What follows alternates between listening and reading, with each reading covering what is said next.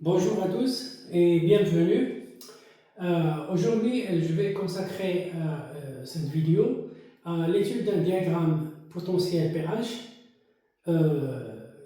et on va traiter le cas assez simple, donc c'est le diagramme EPH de fer simplifié.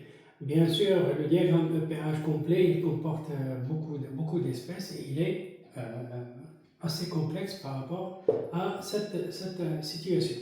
Bien, donc on va ici répondre à des questions qui sont standards, telles que la répartition des espèces dans les divers domaines du diagramme EPH, et puis la détermination d'un pH de début de précipitation, et ensuite la détermination d'une pente d'une certaine frontière qu'on va voir au fur et à mesure. Bien, chaque diagramme EPH est donné pour une concentration totale, dite concentration de tracé. Cette concentration de tracé a un effet sur l'élargissement ou le rétrécissement des domaines. Bien, on s'intéresse ici à un diagramme EPH tel que les espèces qui sont considérées sont le fer solide, les ions Fe2+, les ions Fe3+, le précipité, hydroxyde de fer 2 et l'hydroxyde de fer 3. Donc voici les espèces à considérer. Donc comment peut-on maintenant déterminer la correspondance entre ces lettres, c'est-à-dire ces domaines, et les espèces considérées? Pour cela, on se base d'abord sur le nombre d'oxydations du fer dans les diverses espèces. Pour cela, on va citer maintenant une règle assez générale, c'est que les réducteurs sont assez stables vers les bas potentiels, les oxydants vers les hauts potentiels. Et le nombre d'oxydations a la plus petite valeur vers les bas potentiels et il a la plus grande valeur vers les hauts potentiels. Donc le nombre d'oxydations croît dans le même sens que le potentiel redox. Maintenant, nous avons ces 5 espèces. On va maintenant donner le nombre d'oxydations du fer dans chaque espèce. Alors, dans le fer solide, le nombre d'oxydations vaut 0. Comme ça. Dans l'espèce Fe2+, c'est-à-dire les ions fer 2, le nombre d'oxydations, c'est clair, il vaut plus 2. Dans l'ion Fe3+, le nombre d'oxydation du fer vaut plus 3. Maintenant, dans l'hydroxyde de fer, alors de quoi est constitué l'hydroxyde de fer 2? Il contient les ions Fe2+, et les ions hydroxyde OH-. Vu que nous avons le fer à l'état ionique ici, Fe2+, donc le nombre d'oxydation du fer vaut plus 2. Par la même technique, cet hydroxyde est composé d'ions Fe3+, et d'ions OH-. Et donc, le nombre d'oxydation de fer dans cette espèce-là vaut aussi plus 3. Voilà. Nous avons maintenant 3 degrés d'oxydation qui sont 0, plus 2 et plus 3. Ça veut dire que le plus bas degré est donné à la lettre A et le plus haut degré est donné à la lettre C et à la lettre D. Alors, on distingue ici 3 types de frontières. Les frontières horizontales, les frontières obliques et les frontières verticales.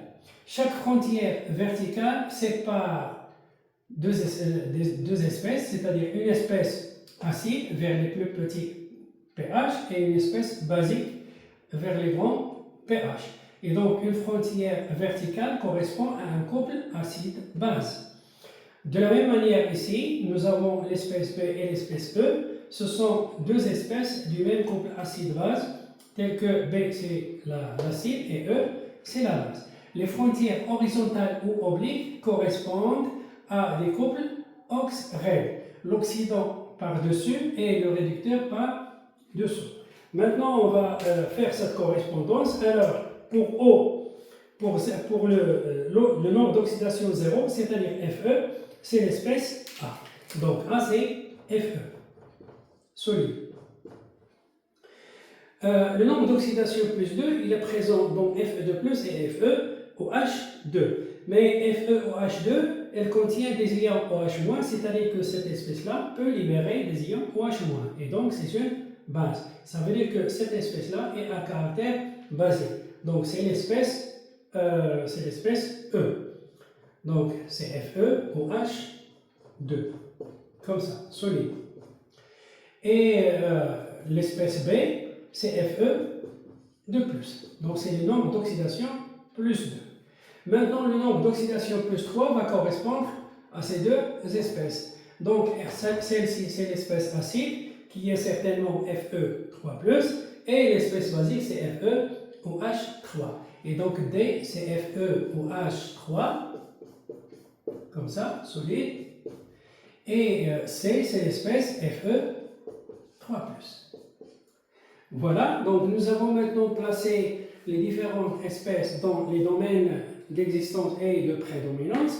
Je rappelle ici qu'un domaine d'existence correspond à une espèce solide parce que on ne fait pas une comparaison de concentration et donc on dit que c'est un domaine d'existence. Et le domaine de prédominance, on compare les concentrations et donc ce sont des espèces qui sont solides, c'est-à-dire que le domaine B c'est un domaine de prédominance, le domaine C c'est aussi un domaine de prédominance. Bien, donc les frontières horizontales et obliques correspondent à des couples acides et à des couples ox-raides.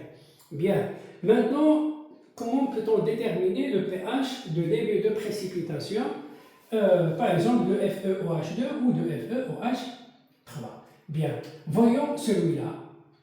Donc, on vous donne ici le pH de début de précipitation, c'est 2,83. Bien sûr, on a rappelé ici les potentiels standards des couples ox-raides, donc ils sont placés ici. Et maintenant, il faut déterminer le pH du début de précipitation de FeOH3. Alors, comment se produit la précipitation? Eh bien, tout simplement, dans un bécher qui contient des ions Fe3+, par exemple, on prend une solution de sulfate de fer 3, qui est très soluble dans l'eau, et à cette solution, on ajoute de la soude, c'est-à-dire des ions OH- et des ions Na+. Lorsqu'on verse sa solution basique dans sa solution, au début, il ne se passe rien, c'est-à-dire que OH-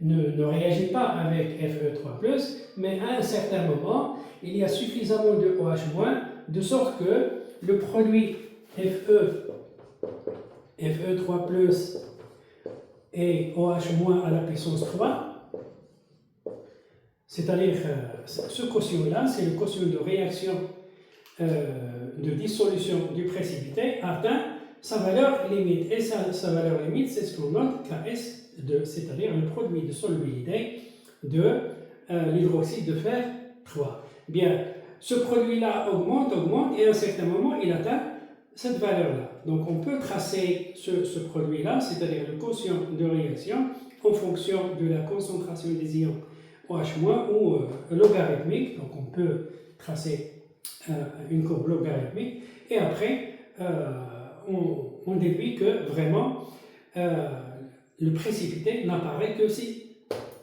ce produit-là atteint sa valeur maximale, qui est le produit de solubilité. Bien, maintenant, comment on détermine le pH de début de précipitation? Alors, disons que ça, c'est la concentration C tracée. Cette concentration de tracé, c'est 10 puissance moins 5. Alors, lorsqu'on verse OH-, la concentration de Fe3+, ne varie pratiquement pas parce que cette solution est prise très concentrée. Donc, si cette solution est très concentrée, ça veut dire que le volume reste pratiquement le même. C'est-à-dire qu'on ne verse pas beaucoup de liquide. Et donc, le volume reste pratiquement le même. Et donc, la concentration initiale de Fe3+, c'est à peu près la concentration de Fe3+, lorsque le premier grain de précipité apparaît. Et dans un grain, la quantité de matière est négligeable. Et donc, on peut dire que cette concentration-là, c'est à peu près C tracé fois OH moins limite, donc à la puissance 3, limite comme ça, est égal à KS2. Et après, on déduit OH moins par la formule OH moins égale, alors c'est quoi OH moins? Donc à la puissance 3, comme ça, égale à KS2 divisé par C tracé. Maintenant, pour déduire le pH, il suffit d'introduire ici le log. Lorsque j'introduis le log décimal,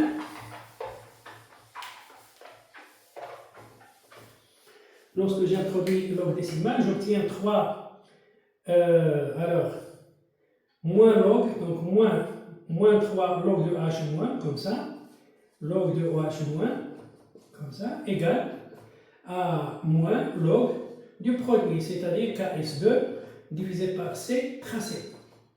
Et moins log de OH moins, c'est POH. Et donc, on obtient 3 POH, comme ça, égale à donc 3 POH limite égale à moins log de KS2, c'est-à-dire P KS2, moins, donc plus log de C tracé, c'est-à-dire moins log de C tracé, comme ça. Et 3 POH, donc je peux déduire POH plutôt, POH que je note ici, alors POH2 égale à 1 tiers, comme ça, facteur de PKS2 moins PKC tracé, comme ça. Parce que moins log de C tracé, c'est PC tracé. Et par conséquent, je déduis le pH. C'est quoi le pH? C'est 14 moins POH. Voilà. Donc, moins POH 2. Et si je fais le calcul, c'est 14 moins. Alors, POH2, c'est 1 tiers, comme ça. Facteur de PKS2, c'est 38,5. Comme ça. 38,5 moins. Alors, PC tracé, puisque C tracé égale 10 puissance moins 5, donc PC tracé, c'est 5. Comme ça. Et lorsqu'on fait le calcul, 14 moins 1 tiers, facteur de 38 moins 38,5 moins 5, c'est 33,5. Le tout divisé par 2, ça va donner 11,16. Et 14 moins 11,16, ce qui donne cette quantité, c'est 2,83. Vous pouvez vérifier cette valeur. Voilà, et de la même manière, on détermine le pH de début de précipitation de FeOH de solide. Bien, je rappelle ici que lorsque nous sommes sur la frontière, il y a égalité des concentrations des espèces solubles. C'est-à-dire, si je prends cette frontière-là, au niveau de la frontière, il y a égalité de Fe3+, et Fe2+. Et à cette frontière-là, cette quantité, c'est un solide, donc nous avons ici 1 gramme de solide, et donc pratiquement Fe2+, vaut la concentration C tracée. Et ici, donc pour cette frontière-là, nous avons cette espèce-là solide, et cette espèce est en solution. Donc au niveau de la frontière, la concentration de Fe2+, est égale à C tracé. De la même manière, ici nous avons les deux espèces solides, c'est-à-dire qu'on n'a pas besoin de cette relation. Même chose ici, lorsque je parle ici et je parle de cette frontière, nous avons les deux espèces solides, c'est-à-dire on n'utilise pas le terme concentration. Bien, alors pourquoi nous avons ici 0,77 volts et ici moins 0,44 volts? Pour le justifier, il est assez simple. Donc on peut considérer le couple auxiliaire correspondant à cette frontière. Donc si je prends ici cette frontière-là, que je note par exemple, je note cette frontière, la frontière 1. Donc pour la frontière 1, nous avons le couple Fe3+, Fe2+. Bien, j'écris la demi-équation électronique Fe3+, plus 1- égale Fe2+. J'écris aussi la relation de Nernst Fe3+, Fe2+. égale à E0, comme ça, de Fe3 plus Fe2 plus 0,06 divisé par 1 log décimal de la concentration de l'oxydant divisé par la concentration du réducteur.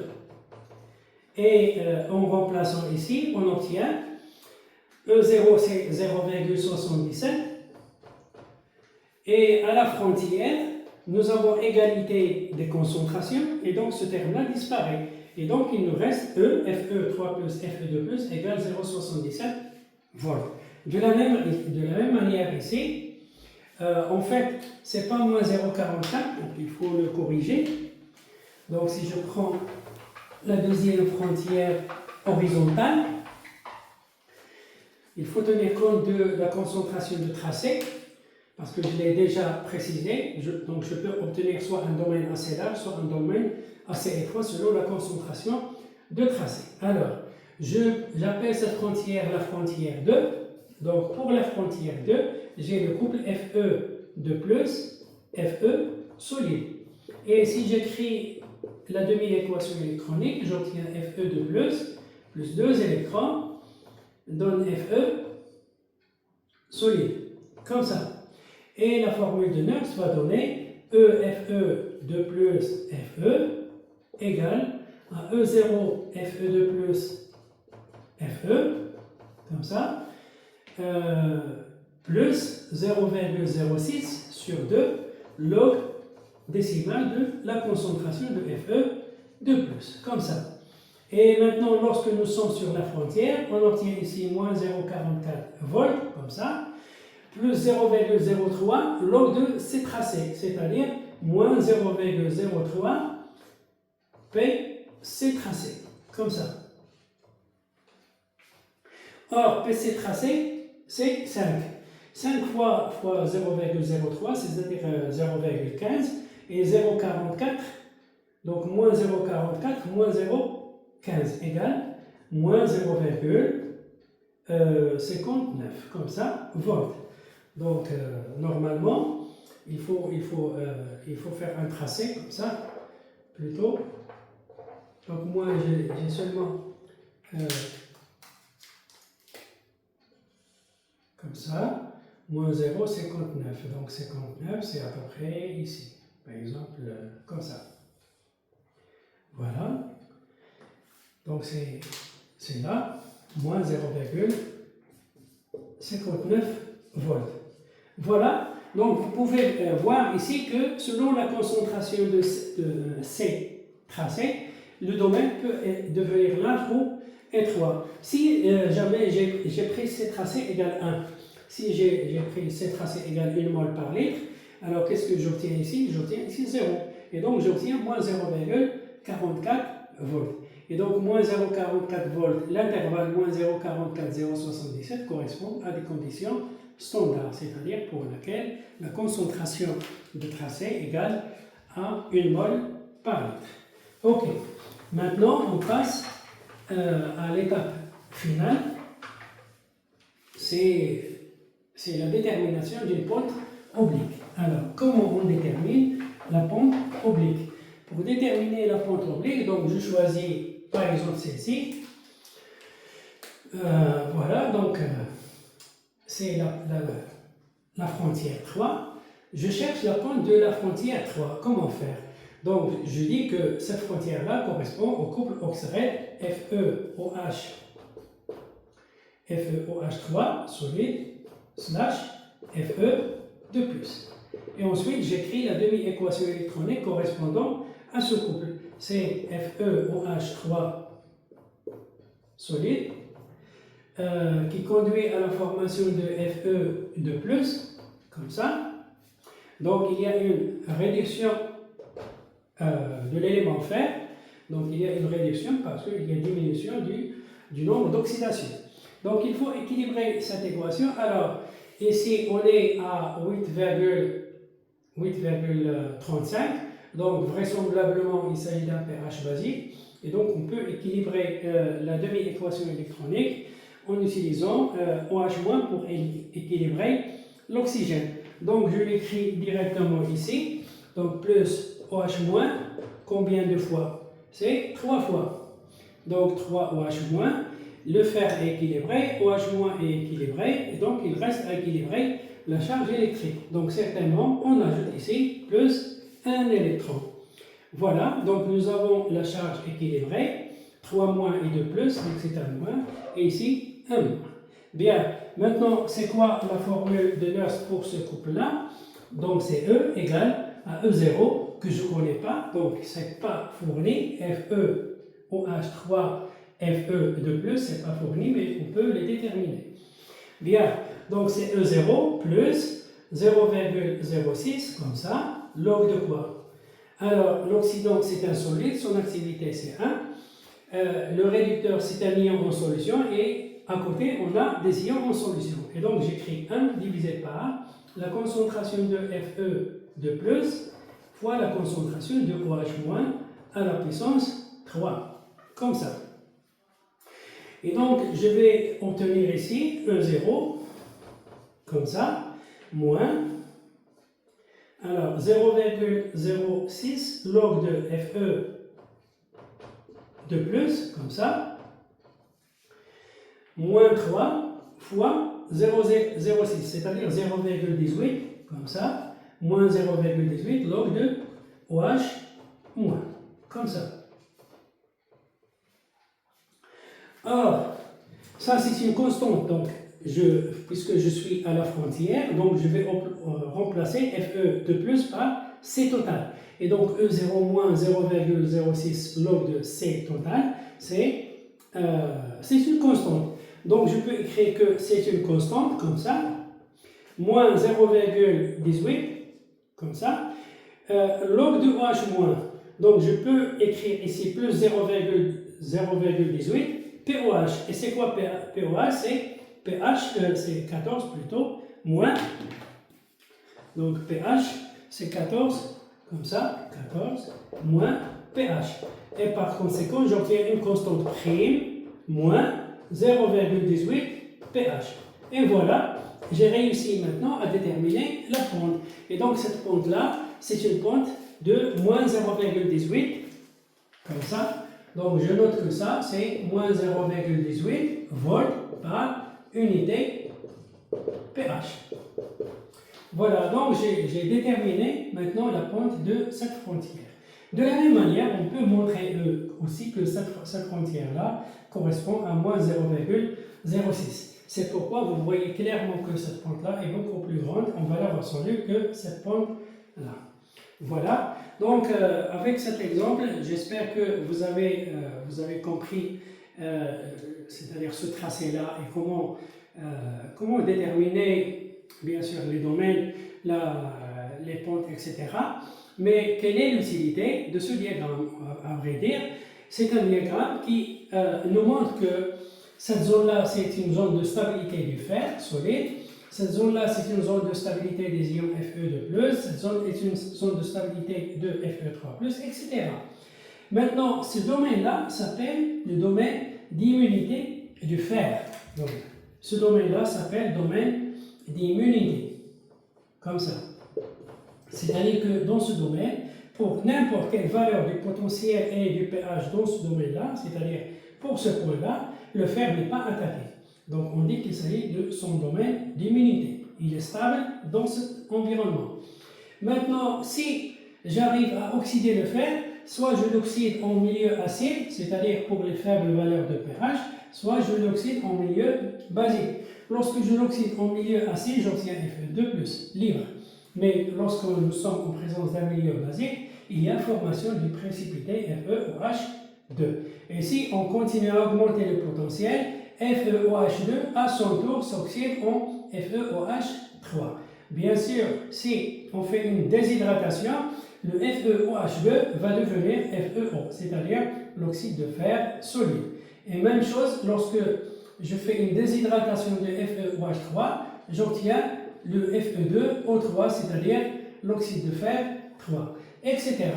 Donc, le fer, est-ce qu'il est c'est-à-dire passivé Normalement, non. Pourquoi? Parce que même si cette couche-là de solide se dépose sur la plaque de fer, cette couche d'oxyde est perméable au dioxygène, c'est-à-dire que le fer continue à subir la corrosion. Même chose lorsqu'il y a formation de cette couche d'hydroxyde ou cette couche d'oxyde. Donc, dans cette zone-là, c'est la zone de passivation. Donc, j'écris ici passivation. Même chose ici, c'est une passivation, comme ça. Ici, c'est la corrosion. Donc, c'est le domaine de corrosion. Même chose ici, c'est le domaine de corrosion.